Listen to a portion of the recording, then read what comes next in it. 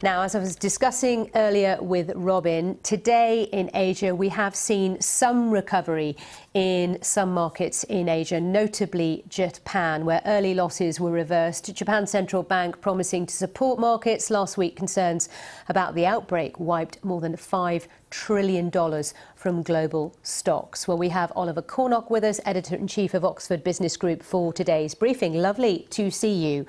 So this week, many are bracing themselves in terms of what will happen on stock markets. I know it's very hard to predict, but at least we've seen some sort of support today.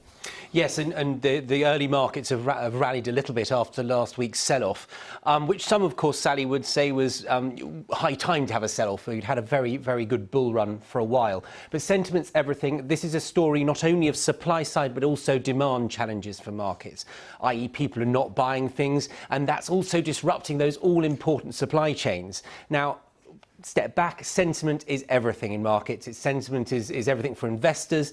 And of course, all of the predictions that people have made, including Oxford Business Group, we're just about to produce the sentiment survey results this week. Of course, all of those things were done, all of those surveys were done before, all of the predictions were done before this. So it just shows you how fickle and sensitive markets are. And they always have been, but last week was a significant drop, the worst we've seen for financial markets since the global financial crisis more than 10 years ago now. And I think we're going to see volatility for some time, aren't we, depending on what headlines come through and from where? It's very difficult to see that not being the case, Sally, absolutely. When you look at the Purchasing Managers Index in China, you know, a notoriously sensitive and quite difficult to read figure, but it's at 35, that's the lowest it's been.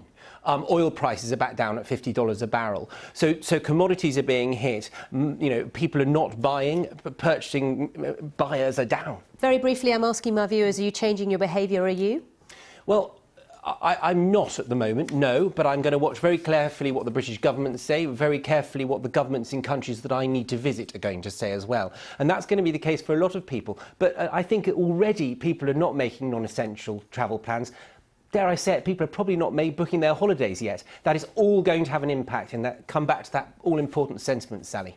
All right, thank you for now. Ollie is heading back to the green room. There's some strong coffee there. He has a lot to take in between now and the news briefing.